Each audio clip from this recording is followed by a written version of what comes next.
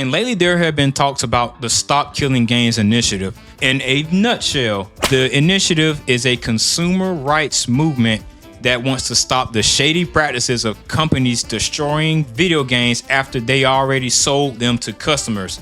In the words of the founder of the movement, here he goes right here, gives you a Cliff Notes version of what Stop Killing Games is. As a refresher, Stop Killing Games is a consumer movement to stop publishers from effectively destroying video games they have already sold to customers. Now, seeing that makes sense. That's something that I can get on board with. That's something a lot of video gamers can get on board with. And, with something like that, there are going to be some questions and things of that nature, and people have some critiques and takes and whatnot. But some of them are just, they're worse than others. I'm not going to lie. And we're going to break down some of the most egregious takes that I've seen on this so far, and they're not really that bad. They're just kind of misinformed, and the point of this video is not to mock these comments or anything like that. It's to provide context and reasons why that the things that they're saying are a non-issue, they're not a problem, and why Stop Killing Games needs to exist in the first place. The first comment here says, I literally have no desire to play any multiplayer online only game as a single player game. I also have no friends, let alone friends that play video games, and being able to create my own servers is useless to me.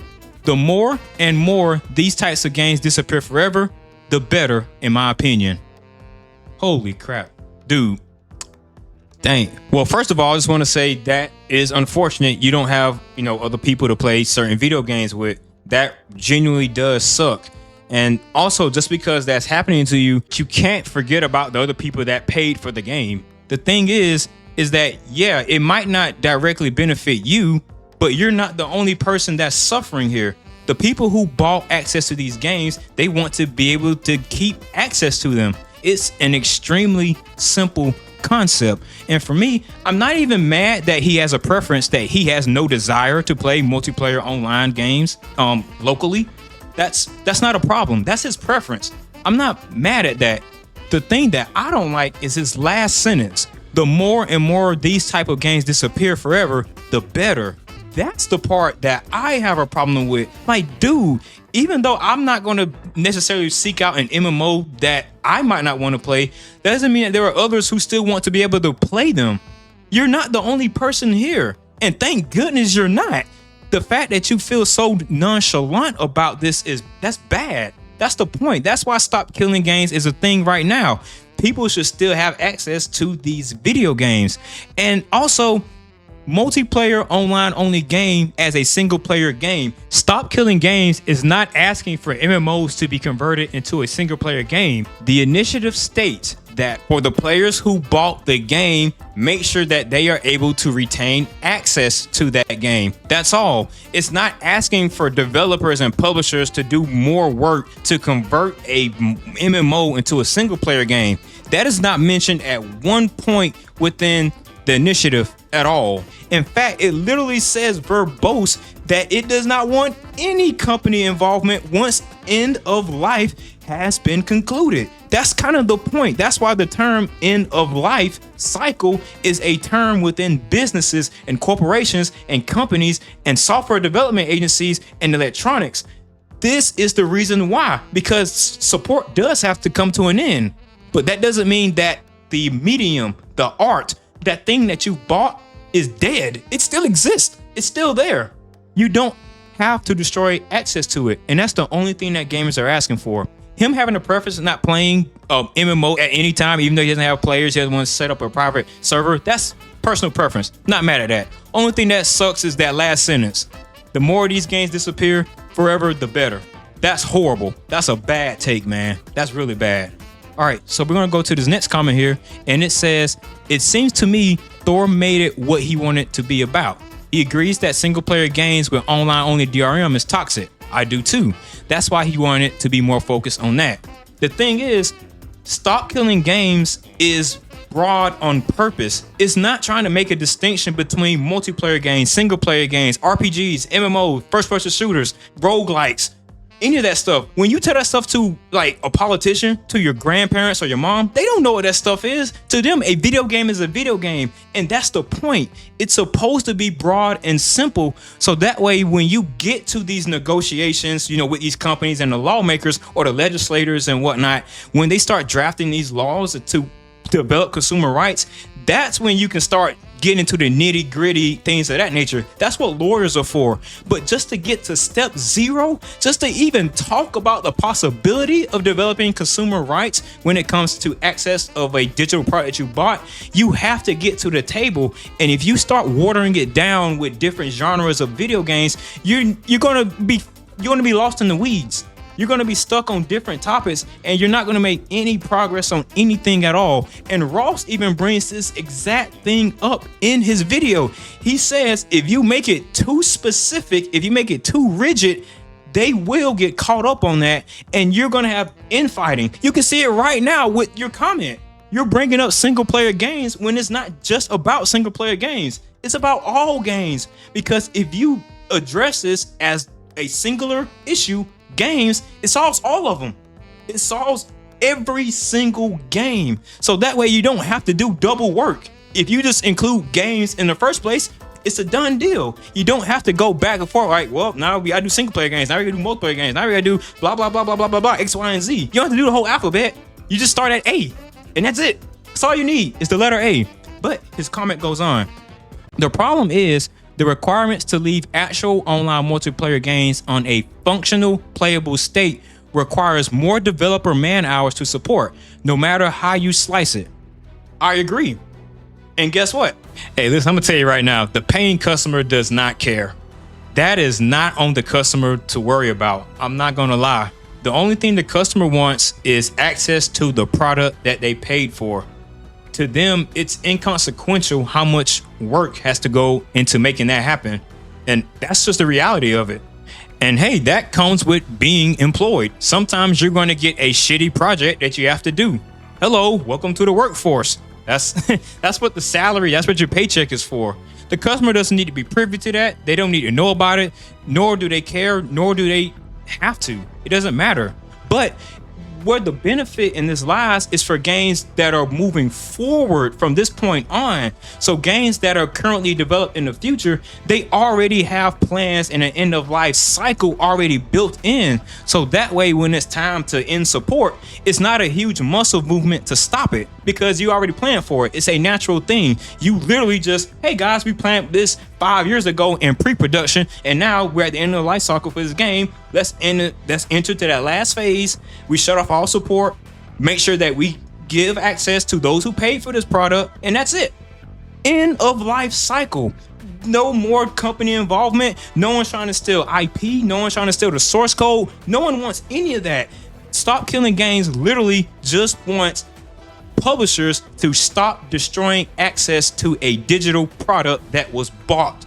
That's all. That is it. That's all it is. And then he goes on to say in freaking parentheses, or making the source code public, which is an intellectual property and licensing nightmare. I agree. It is. Doing that is ridiculous. And that's why Stop Killing Games is not asking for that. They literally say it right here. It says right here that it is not asking for the intellectual rights of these properties. That's not what the movement is asking for. It's simply asking for access. That's it. That's all. Okay, oh, this is a good one. So we're going to break this one down by each paragraph. They would just turn over the code in quotation marks. It's also incredibly unrealistic and comes with loads of technical and legal issues with assets and dependencies. This is really easy. As I mentioned before, Stop Killing Games does not want companies to turn over the proprietary code, their intellectual properties and things of that nature. It's simply just asking for access to the game that they bought. So that you don't have to worry about that. They don't want the code. They just want access to the game that they bought. Easy. Next paragraph. That's also the major issue with The Crew. As little as I like defending Ubisoft, it'd be illegal for them to keep the game up because they don't have the rights to use the cars anymore.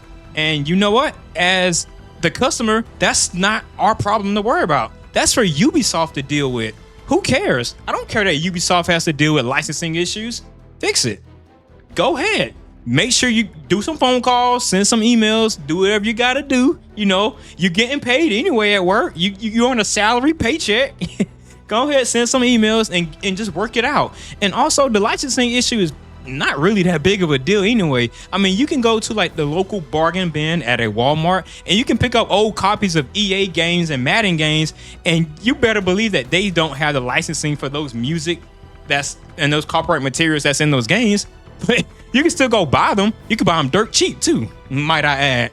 And who cares? Like, that's not something for the customer to worry about. That's for the company to deal with and bring the solution forward. So, hey, once they make that happen, thank you. I appreciate it. And now we have a good business transaction. I paid you money. I have access to the thing that I bought, and life is grand. And the next paragraph he has is, a sensible level would probably be to surrender all game-specific IP with the shutdown. Ooh, no. And this person, they're not coming at this, with malicious intent. They're trying to, come up with a compromise. But what they're bringing to the table is not what the initiative is asking for. Asking a company, a person, a corporation, a creator, an artist, anyone who creates to surrender their intellectual property, that doesn't sit well with me at all. And it doesn't sit well with the movement. So that's why it's not asked for. We don't want access to code. We don't want to try to take the IP. We don't want any of that. We just want to keep access to the digital game that was purchased. That is all. That's no different from when you bought a game on an Xbox 360 that you can still play today. You're not stealing their IP from them. You bought a disc that has the game on it and you can play it at any time that you want. That same concept still has to be applied to digital video games as well. And that's the only issue that Stop Killing Games is trying to solve. Give access to those games. That's all. And whatever things that need to happen along the way to make that happen, so be it. That's for the companies to figure out and for the customer to have their rights upheld. It's weird because, like, if you read through some of these comments, it's almost like some of these people didn't even read the initiative. Like, if you go through and read it, a lot of the concerns and questions that you may have about it, it's answered. It's already there. And you won't have to worry about creating these scenarios out of thin air, because as a paying customer, you're not in those boardroom meetings. We're not in there. We're not some shareholder. We're not a developer. We don't work at the publisher. We don't have to worry about that. And it's weird that video games are like the only industry people bring up these conversations. When you go to buy a cell phone and you don't worry about, like, hey man, I wonder what kind of copyright issues they have to go through with, what kind of IP rights they have to solve so I can use the access on the cell phone. Like, what are we talking about, man? And again, I know this person, they're not coming from a malicious place. Point of this video and this conversation is just to provide context on this topic, because I really think it's important, so that way we can get a clear view on the goals and the things that we need as paying customers when it comes to digital video games. Oh, and this comment here. Oh man. So, okay. Hey Ross, real actual question. It's Ross, right? Sorry, I don't actually know you. I found you through Asmongold. Dude, you know his name is Ross. You typed it out twice. I like to ask a real, actual, genuine question. I'm not some shill for pirate software. He's missing the point entirely and acting in bad faith. Okay. All right. I feel like he's about to load something up right now, but okay. I'm not some troll trying to garner hate. I'm not even upset with you. I just want to ask a question. Maybe a few questions. We'll see how my typing goes. I tend to not be concise. Question: why do these companies owe you anything? Stop. They don't owe us shit.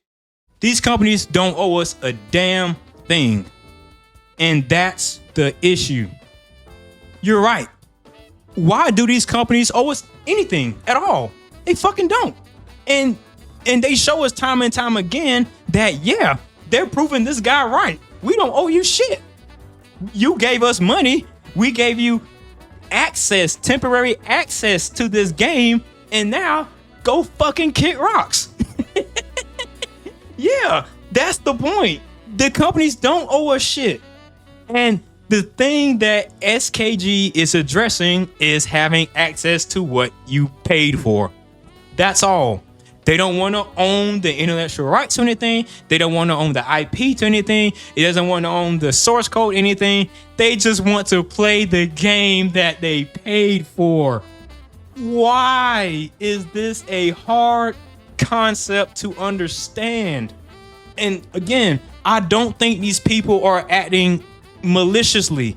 I think if you literally go and sit down and read Stop Killing Games, you will have an understanding to why it needs to be here and what it's trying to accomplish and what it's not trying to accomplish. That's it. And I think that's the biggest thing that some people need to understand. You need to understand what SKG is not trying to do. It's not trying to be the bad guy here. It's just trying to establish something that has happened in commerce for centuries. This problem has already been solved for centuries. When you buy something, you get something in return. This was a non-issue until digital goods started to hit, mainstream within the early 2010s, early 2000s. That's when, hey, wait a minute. You mean to tell me I can't access this thing I already paid for? Yeah, now we're playing catch up. The companies have already, they're in their own league right now. It's us as the customer base and now lawmakers. They have to play catch up to these new rules. You're just seeing it in real time. That's what change looks like. You're living in it right now. We're all witnessing what the beginning of change looks like. Enjoy it. This is it. You always wonder, hey, what does real change look like? What does an impact really, how far can that go? This is it. This is it happening right here, right now, baby. He goes on to say, just from a little research, this all kind of was spearheaded by Ubisoft taking the crew offline. Yes? Okay. Well, I did some research on the crew. The crew cost $60 up front and had 2 expansions that cost $40 and $60 according to Google AI. Sorry if I got that wrong. He goes on to say, what I'm asking is, why should Ubisoft be required to make the crew able to be played offline? Well, if you look at the timestamp at this video, if you rewind, the past 20 minutes, I literally gave you every single reason why. So we're going to keep going on. They gave you 9 years and 3 months of a game for a single retail purchase price. Whoa. What? It went offline. You can't play it anymore. So move on, right? That's how I see it. No.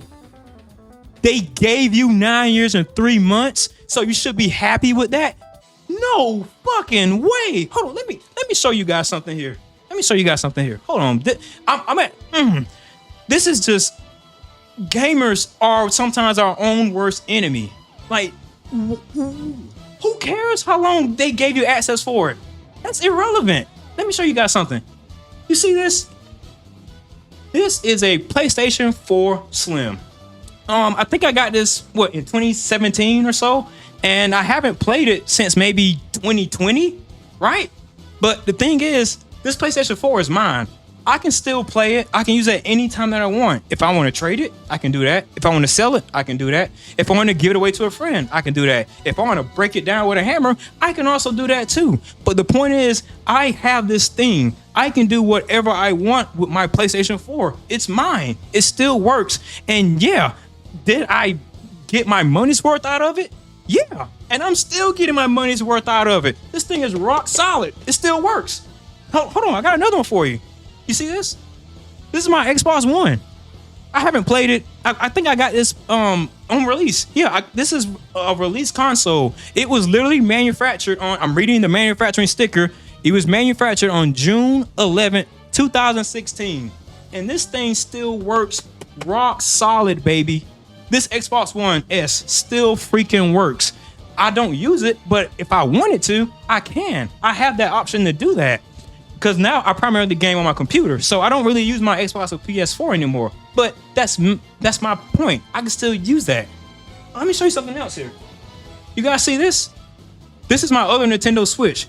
I bought this Nintendo Switch at release of the console. So this is a release console version of Nintendo Switch. It's also not connected to the internet, so I don't have to worry about Nintendo's ridiculous, user agreements or anything like that. I can do whatever I want with this Switch today, tomorrow, a year from now, a decade from now, if, it still works, right? I can still do whatever I want with this thing. It's mine. I paid for it.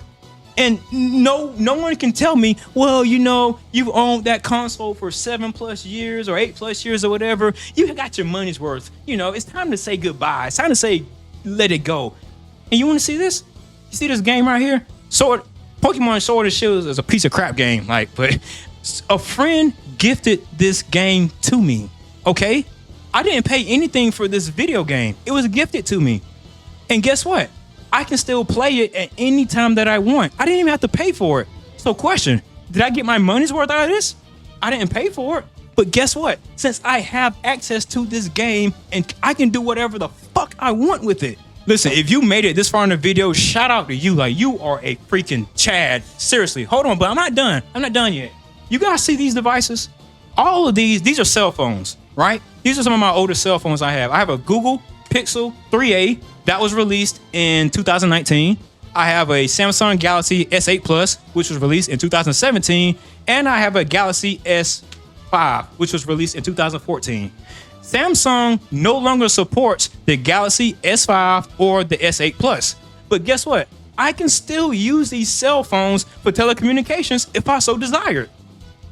A device that was released in 2014, I can still use it and it functions perfectly fine. Sure, I might not be able to get the best apps or anything like that because, you know, Samsung doesn't support these devices anymore, but I can still put cellular service on it. I can still send text messages. I can still make calls, and it still works as a phone. And that's how it should be. We're not asking companies to support these devices forever. We're asking them, once that purchase is made, these are ours. You can't do anything else with it, and it still works and it still functions. That same concept is what's being applied here for video games when access is destroyed to them. That's all it's asking for. That is it. Nothing more, nothing less. Hold on, but I'm not done. You see this? This is a Nintendo 3DS that I got, I think maybe in like 2012. And guess what? It still works. It's mine, baby. You want to see the last game I played in that? Look, this is what it is. It might not come into focus, but it's Zelda Link Between Worlds. A phenomenal game, by the way. Absolutely great. And guess what? I can still play this. Nintendo can't do shit about this. They can't take my access away from this device. This is mine. It is mine and perfectly and only mine. Period. There's no ifs, ands, or buts about it. The point is that you paid for something and you still get to use it. And the best example I have here is with these cell phones. No one bats an eye when someone still has access to their old cell phones. Like, some people use old cell phones and it's cool. Video games are awesome and people just want to keep playing them. That's it. And I'm pretty sure you feel, the people who made these comments, they 1000% feel the same way. That's the crazy thing. We're all on the same team. We're all on the same side. We want to keep access to a game that we play. I still haven't seen not one sensible argument that's in favor of deleting access from someone that paid for a game. There has not been one logical, sensible counter argument or take at all. Stop Killing Games just want to make sure that you still have access to what you paid for. That's it. That's all. Of course, all the petitions to sign for the Stop Killing Games initiative, those are in the comments. And I got some other videos here on screen. Video games are pretty cool, you know. I talk about Clair Obscur and some other games I enjoy. Go watch them. I think you might like them. Catch you later.